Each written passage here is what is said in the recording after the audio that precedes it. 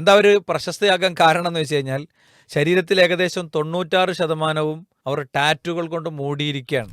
ഇന്നലെ സ്കൂളിൽ അസംബ്ലിയിൽ ശിഖല്ല ബോധവൽക്കരണവുമായി ബന്ധപ്പെട്ട ക്ലാസ്സിന് വേണ്ടിയിട്ട് ആരോഗ്യ വകുപ്പിൽ നിന്നുള്ള ഉദ്യോഗസ്ഥൻ വന്നിരുന്നു. അപ്പോൾ ഞങ്ങളുടെ ഉറുദു അധ്യാപകനാണ് ആരോഗ്യ വകുപ്പിൻ്റെ ചുമതല. അപ്പോൾ അദ്ദേഹം ഇടയ്ക്ക് ഈ ശിശു ക്ഷേമ സമിതിയുടെ പുതിയൊരു സർക്കുലർ സംബന്ധിച്ച കാര്യമായിട്ട് റിമൈൻഡ് ചെയ്യുണ്ടായി. ഞങ്ങളുടെ HM സാർ ജോജോ സാറായിരുന്നു അത് പ്രസൻറ്റ് ചെയ്തത്. വിഷയം ഇതായിരുന്നു: കുട്ടികൾക്ക് ലിപ്സ്റ്റിക് മുക്ത ക്യാമ്പസ് സാക്ഷാത്കരിക്കണം എന്നതാണ്. ലിപ്സ്റ്റിക് കുട്ടികളെ വലിയ തോതിൽ വിഷയങ്ങൾ വരുന്നു. കേരളത്തിലെ വളരെ പ്രമുഖമായ ഒരു ഹോസ്പിറ്റൽ അവർ നടത്തിയ അക്കാഡമിക് റിസർച്ചിൽ കുട്ടികളിൽ പുതിയ ജനറേഷനിൽ ജൻസിയിൽ കുടൽ ക്യാൻസറുകൾ കുറച്ചുകൂടി വ്യാപകമായി കാണുന്നു. അപ്പോൾ അതിൻ്റെ കാരണം പഠിച്ചപ്പോഴാണ് ലിപ്സ്റ്റിക് അതിനൊരു റീസൺ ആകുന്നു എന്നുള്ള ഒരു കാര്യത്തിലേക്ക് യഥാർത്ഥത്തിൽ എത്തുന്നത്. അപ്പോൾ അതുകൊണ്ട് തന്നെ നമ്മളതൊരു വിഷയമായി ഇവിടെ ഉയർത്തുകയാണ്. നിങ്ങളുടെ കുട്ടികൾ ലിപ്സ്റ്റിക് ഉപയോഗിക്കുന്നുണ്ടെങ്കിൽ ലിപ്സ്റ്റിക് ഫ്രീ സ്കൂളുകളെക്കുറിച്ചുള്ള പുതിയൊരു ചർച്ചയുടെ പശ്ചാത്തലത്തിൽ മക്കളെ ഈ വിഷയം നമുക്ക് കൂടുതൽ ബോധ്യപ്പെടുത്താൻ കഴിയും. ഈ കാര്യങ്ങൾ നിങ്ങളുടെ സ്കൂളിലെ മക്കളെ പഠിപ്പിക്കുന്ന ടീച്ചേഴ്സുമായിട്ട് ഡിസ്കസ് ചെയ്യണം. ടീച്ചേഴ്സും കുറച്ചൊക്കെ ലിപ്സ്റ്റിക് ഉപയോഗിക്കുന്നവരൊക്കെ ഉണ്ടാകും, പുതിയ ജനറേഷനിൽ നിന്ന് വന്ന ആളുകൾ. അവരോടും ഈ കാര്യങ്ങൾ തീർച്ചയായും സംസാരിക്കേണ്ടതാണ്. ഇതൊരു സൗന്ദര്യവർദ്ധക വസ്തു ഉപയോഗിക്കുന്നു എന്നുള്ളതല്ല ഇതിലെ വിഷയം. വേഗം ഇതൊരു മതരംഗത്തുള്ള ആളുകൾ ഈ വിഷയം അവതരിപ്പിക്കുമ്പോൾ അതിന് അങ്ങനത്തെ ഒരു ആംഗിളാണ് ആദ്യം കൊടുക്കുക. ആംഗിൾ ഉണ്ടോയെന്ന് വെച്ചാൽ ആംഗിൾ ഉണ്ട്, അത് സീരിയസ് ആണോ എന്ന് വെച്ചാൽ സീരിയസ് ആണ്. എന്നാൽ അതോടൊപ്പം തന്നെ ഒരു ബാല്യത്തിൻ്റെ സ്വാഭാവികതയെ ഇത് ബാധിക്കുന്നു എന്നുള്ളതാണ്. ഒരു ശരീരബോധം, ഒരു ബോഡി ഇമേജ്, അവരുടെ ശരീരം എങ്ങനെയാകണം, സൗന്ദര്യം എങ്ങനെയാകണം എന്നത് സംബന്ധിച്ചൊരു ബോധവും ഒരു ചിന്തയും അവരിലേക്ക് വളരെ രഹസ്യമായി സന്നിവേശിപ്പിക്കുക എന്നുള്ളതാണ്. കോസ്മെറ്റിക് ഇൻഡസ്ട്രി ആ വിഷയത്തിൽ ഇവിടുത്തെ സ്ത്രീ സമൂഹത്തിൻ്റെ കാര്യത്തിൽ വിജയിച്ച് നിൽക്കുകയാണിപ്പോൾ മൊത്തം. കഴിഞ്ഞൊരു കോവിഡോടുകൂടെ അതിനെ വലിയ തോതിൽ ഉയർത്താൻ അവർക്ക് പറ്റിയിട്ടുണ്ട്. അതിനവർ മുടക്കിയ പണത്തിൻ്റെ എത്രയോ ഇരട്ടി നമ്മുടെ സഹോദരിമാർ ചുണ്ടിൽ വാരിത്തേച്ച് തിരിച്ചു കൊടുത്തിട്ടുണ്ട്. സൗന്ദര്യ സങ്കല്പങ്ങളെ അട്ടിമറിക്കുന്ന കോസ്മെറ്റിക് വ്യാപാര ശൃംഖല, ഒരു മാഫിയ ഇതിന് പിന്നിലുണ്ട് എന്ന കാര്യം വളരെ ക്ലിയറാണ്. കുട്ടികൾ, പ്രീ ടീൻസ്, ടീനേജുകാർ, ഇവരെ എയിം ചെയ്തുകൊണ്ടാണ് ഇപ്പോൾ ഇത് നടക്കുന്നത്. ടിക്ടോക്കിലും യൂട്യൂബിലും ഇൻഫ്ലുവൻസേഴ്സും കാർട്ടൂണുകളും ഒക്കെ. കാർട്ടൂൺ കഥാപാത്രത്തിൻ്റെ ചുണ്ടറ്റത്ത് പോലും കൃത്യമായി ലിപ്സ്റ്റിക്ക് പുരട്ടിയാണ് കൊണ്ടുവരുന്നത്.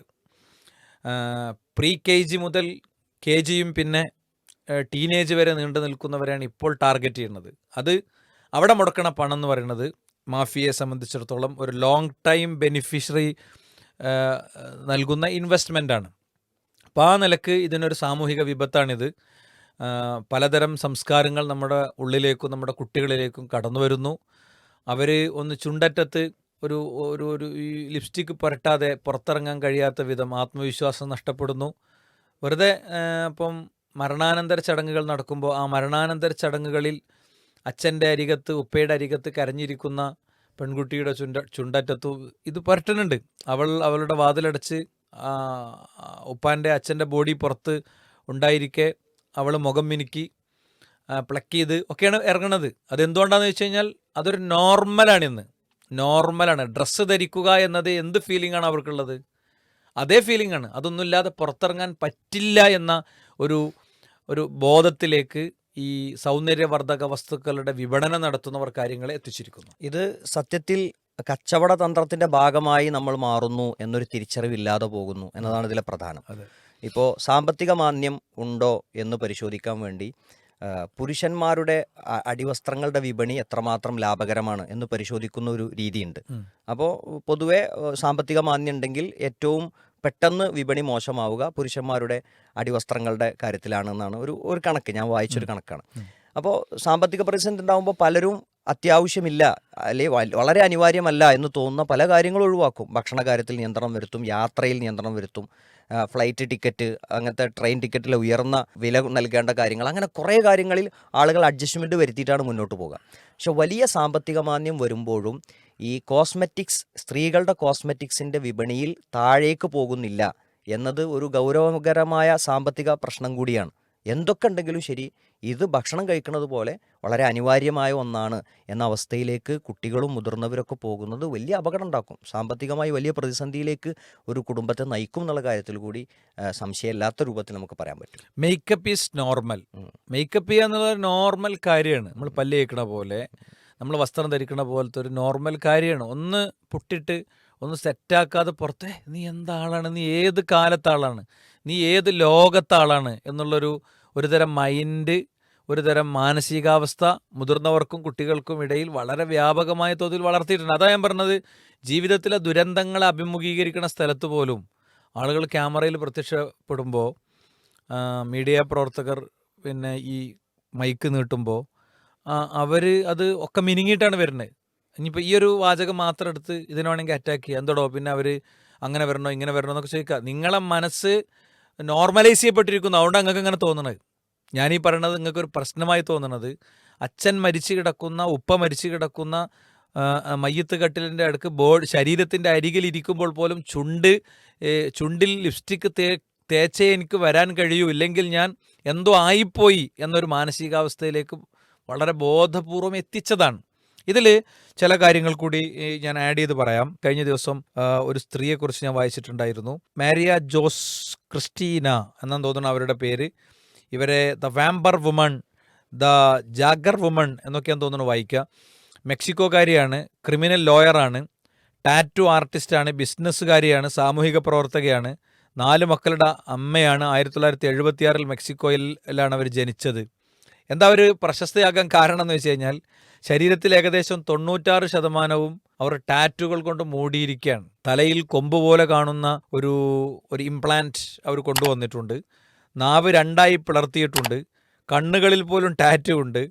അങ്ങനെ ഡെൻ്റൽ ഇംപ്ലാന്റ്സ് അടക്കം ഒരുപാട് അവർ ചെയ്തിട്ടുണ്ട് ഇത് തലയിൽ കയറിയതിൻ്റെ അടിസ്ഥാനത്തിൽ.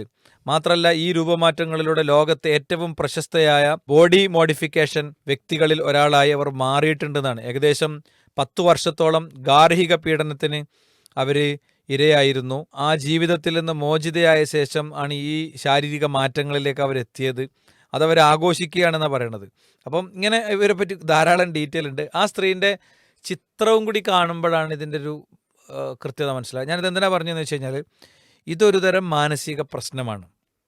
ഇങ്ങനത്തെ ഒരു മനോനിലയിലേക്ക് ഒരു വ്യക്തി എത്തുന്നതോടുകൂടെ ആ വ്യക്തിക്ക് പിന്നെ ഇതില്ലാതെ പറ്റൂല. അപ്പം ഇപ്പം നമ്മുടെ കുട്ടികൾ ചുണ്ടിൽ ഇങ്ങനെ ജസ്റ്റ് ചായം തേക്കണേ ഉള്ളൂ. എന്നാൽ യൂറോപ്പ് രൂപപ്പെടുത്തി ഏകദേശം യൂറോപ്പ് വിട്ട് നമ്മളുടെ ഒരു 3-4 ലോക രാജ്യങ്ങളിലേക്ക് ഇപ്പോൾ എത്തിത്തുടങ്ങിയ കാര്യമാണ് ഈ ചുണ്ടിൻ്റെ ഷെയ്പ്പ് മാറ്റം. ഇപ്പോൾ മൊത്തത്തിൽ ശരീരം നേരത്തെ വസ്ത്രങ്ങൾ കൊണ്ട് മാനേജ് ചെയ്യായിരുന്നു. ഇപ്പോഴത്തെ പുതിയ ട്രെൻഡ് സൗന്ദര്യ സങ്കല്പങ്ങൾ സൃഷ്ടിച്ചു വെക്കുകയും കാർട്ടൂണുകളിലൂടെ, ഫിലിമുകളിലൂടെ, ചിത്രങ്ങളിലൂടെ ഉണ്ടാക്കുന്ന ആ ഒരു സങ്കല്പങ്ങൾക്കനുസരിച്ച് മനുഷ്യൻ്റെ ശരീരം ചെത്തിക്കൂർപ്പിക്കുകയാണ്. ഇപ്പോൾ സൗന്ദര്യത്തിന് വേണ്ടി ബ്രസ്റ്റിൻ്റെ രൂപം മാറ്റുന്നു, ബാക്ക് സൈഡിൻ്റെ രൂപം മാറ്റുന്നു, ചുണ്ടിൻ്റെ രൂപം. ഇപ്പോൾ ട്രെൻഡിങ് ആയിട്ടുള്ള സാധനം അതാണ്. ലക്ഷങ്ങൾ മുടക്കി ചുണ്ടിൻ്റെ പിന്നെ ചുണ്ടിൻ്റെ രൂപം മാറ്റപ്പെട്ട സ്ത്രീയുടെ ഫോട്ടോ ഇന്ന് സാമൂഹ്യ മാധ്യമങ്ങളിൽ ലഭ്യമാണ്. എന്തോ കുറച്ച് ഇറച്ചി കഷ്ണം ചുണ്ടിൽ തുന്നിച്ചേർത്തിട്ട് ഇത് ഭയങ്കര സുന്ദരമാണ്. അങ്ങനെ ഇനി നമ്മളെ നാട്ടിൽ നമ്മളെ ഈ സംസാരവും ഈ വീഡിയോ ഒക്കെ യൂട്യൂബിലും ഒക്കെ അവിടെ കിടക്കും. നമ്മുടെ നാട്ടിൽ ഇത് സാർവത്രികമാകുന്ന ഒരു കാലം വരും. ഓഫീസുകളിൽ നിന്ന് ആളുകൾ ലീവ് എടുത്ത് ചുണ്ടിൻ്റെ ശസ്ത്രക്രിയക്ക് പോയ, ശരീരത്തിൻ്റെ ശസ്ത്രക്രിയക്ക് പോയ വാർത്തകൾ നമ്മൾ കേൾക്കും. അന്നും ചിലർ പറഞ്ഞുകൊണ്ടിരിക്കും, അത് അവരുടെ അവകാശമല്ലേ, മൈ ബോഡി മൈ റൈറ്റ്സ്, നിങ്ങളെന്തിനാണ് അതിൽ കമൻറ്റ് ചെയ്യാൻ പോണത്, നിങ്ങൾ മതം ഇവിടെ ഇറക്കരുത് എന്നൊക്കെ എന്ത് ചെയ്യും, ഇത്തരം ആളുകൾ ഇങ്ങനെ പറഞ്ഞുകൊണ്ടേയിരിക്കും. മൂക്ക് ഇപ്പോൾ പെരിന്തൽമണ്ണ അങ്ങാടിപ്പുറം പാലത്തിൻ്റെ മുകളിൽ വലിയൊരു ബോർഡുണ്ട്, നിങ്ങളുടെ മൂക്ക് നിങ്ങൾക്ക് ഇഷ്ടമുള്ള വലുപ്പത്തിലാക്കി തരാം എന്നാണ്. മനസ്സിലായില്ലേ?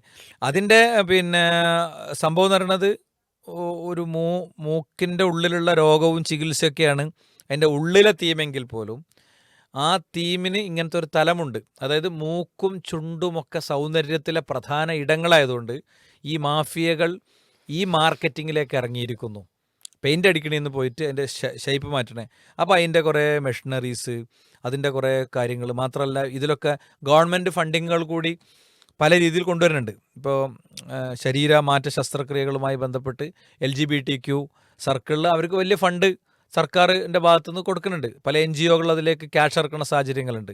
അപ്പം ശിശുക്ഷേമ സമിതിയുടെ പ്രസ്താവന കാര്യപ്രസക്തമാണെന്ന് നമ്മൾ പറയുന്നത്. അത് ഒരു സൗന്ദര്യം പ്രകടിപ്പിച്ച് നടക്കുക, അല്ലെങ്കിൽ വേഷത്തിൻ്റെയും കാര്യങ്ങളുടെയും വിഷയത്തിൻ്റെ അപ്പുറത്ത് ഇതൊരു മാനസിക രോഗത്തിലേക്കുള്ള പോക്കാണെന്നുള്ളത് തിരിച്ചറിയണമെന്ന് ചുരുക്കം. കുറേ അസ്വാതന്ത്ര്യത്തിൽ കഴിഞ്ഞിരുന്ന, പീഡനത്തിൽ കഴിഞ്ഞിരുന്ന ഒരു പെണ്ണാണ് ഇത്രയധികം 90% ശരീരത്തിൽ മാറ്റം വരുത്തി അവർ സ്വാതന്ത്ര്യം ആഘോഷിക്കുന്നു എന്ന് പറഞ്ഞു.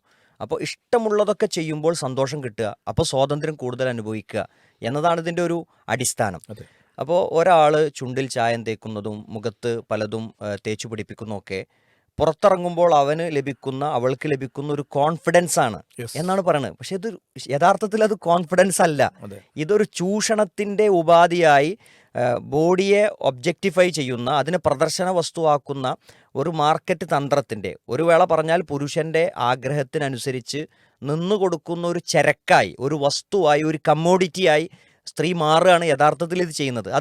ഇത് ചെയ്യുന്ന ആളുകൾ മനസ്സിലാക്കണില്ല. ഒരു തെറ്റായ ഒരു സ്യൂഡോ കോൺഫിഡൻസ് ആണ് ഇതിലൂടെ ഉണ്ടാവുന്നത്. യഥാർത്ഥത്തിൽ കോൺഫിഡൻസ് ഉണ്ടാവണില്ല. ഒരാൾക്ക് എപ്പോഴാണ് ശരിക്കും കോൺഫിഡൻസ് ഉണ്ടാവുക? എൻ്റെ അവസ്ഥ എന്താണോ, എൻ്റെ ശരീരപ്രകൃതി എന്താണോ, ഈ അവസ്ഥയിൽ തന്നെ എനിക്ക് ആളുകൾക്കിടയിൽ ഇറങ്ങാൻ കഴിയും. അതിനെന്താ പ്രശ്നമുള്ളത്? ഞാൻ അങ്ങനെ തന്നെ ഇറങ്ങും എന്ന് പറഞ്ഞോടത്തല്ലേ കോൺഫിഡൻസ്. അല്ലാതെ എൻ്റെ രൂപം മാറ്റിയും കോലം മാറ്റിയും ആളുകൾക്കിടയിൽ എൻ്റെ ശരിയായ രൂപം പ്രദർശിപ്പിക്കാതെയും ഞാനിങ്ങനെ ബാക്കിയുള്ളവർക്കനുസരിച്ച് അണിഞ്ഞൊരുങ്ങി പോയാലേ എനിക്ക് കോൺഫിഡൻസ് ഉണ്ടാവുള്ളൂ എന്ന് പറഞ്ഞാൽ അവൾക്ക് കോൺഫിഡൻസ് ഇല്ല. അവൾക്ക് തീരെ ആളുകളെ അഭിസംബോധന ചെയ്യാൻ കഴിവില്ല എന്നാണ് ശരിക്കും മനസ്സിലാക്കേണ്ടത്. നല്ല ഒരു പാത്രത്തിൽ കുറച്ച് ചൂടുവെള്ളം എടുത്ത് നല്ല കുറച്ച് സോപ്പും തേച്ച് മുഖം കഴുകിയാൽ പോണ കോൺഫിഡൻസ് ആണ് ചില ആളുകൾ ഈ ബിൽഡപ്പ് ചെയ്യണത്. അപ്പോൾ സ്വാഭാവികമായിട്ടും ഇത് നമ്മൾ പറയുന്നത് ഇത്രയേ ഉള്ളൂ, കോസ്മെറ്റിക് ഇൻഡസ്ട്രിയുടെ ഒരു അജണ്ട ഇതിലുണ്ട്. അപ്പോൾ ചെറിയ പ്രായത്തിൽ തന്നെ നമ്മൾ ഈ കണ്ണെഴുതിയും ചുണ്ടിൽ തേച്ചൊന്നും അല്ല കുട്ടികളെ വളർത്തേണ്ടത്. അങ്ങനെ കണ്ണൊക്കെ എഴുതി സെറ്റാക്കി ഒരു പുള്ളിയൊക്കെ ഇട്ടെടുത്ത് വളർത്തിയ ഒരു കുട്ടിക്ക് ആ പറയുന്നൊരു ഫ്രെയിമിൽ നിന്ന് ഇറങ്ങിപ്പോരാൻ ബുദ്ധിമുട്ടുണ്ടാവും. അത് ചെറിയ പ്രായത്തിൽ തന്നെ നോക്കി തുടങ്ങേണ്ടതാണെന്നാണ് നമുക്കിതിൽ പറഞ്ഞ് നിർത്താനുള്ളത്. യെസ്, ഇസ്ലാമിക കാഴ്ചപ്പാടിൽ എന്തായാലും സൗന്ദര്യം ആസ്വദിക്കാനും പരസ്പരം അനുഭവിക്കാനും അവകാശമുള്ളത് ആർക്കാണോ ഒഫീഷ്യലി സൗന്ദര്യം ആസ്വദിക്കാനും അനുഭവിക്കാനും കരാറ് കൊടുക്കുന്നത് അവർക്ക് മാത്രമേ സൗന്ദര്യം അങ്ങോട്ടും ഇങ്ങോട്ടും ആസ്വദിക്കാൻ പറ്റുള്ളൂ. അല്ലാതെ നാട്ടുകാർക്ക് എല്ലാവർക്കും ആസ്വദിക്കാവുന്ന രൂപത്തിൽ സൗന്ദര്യം കാണിച്ചു കൊടുക്കുക എന്നുള്ളത് ഇസ്ലാമികമായി ശരിയല്ല. അത് മതപരമായി ശരിയല്ല എന്ന പോയിന്റ് നമ്മൾ പറയുന്നതിനോടൊപ്പം തന്നെ സാമൂഹികമായി ചിന്തിച്ചാലും ജനങ്ങൾക്കിടയിലുള്ള സുരക്ഷയുമായി ബന്ധപ്പെട്ട് ചിന്തിച്ചാലും ഏത് നിലക്ക് ചിന്തിച്ചാലും അത് സ്ത്രീ സമൂഹത്തിൻ്റെ ഗുണത്തിനു വേണ്ടിയാണ് ഇത്തരം ഇസ്ലാമിക നിയമങ്ങൾ ഉള്ളത് എന്നുകൂടി നമ്മൾ തിരിച്ചറിയാം.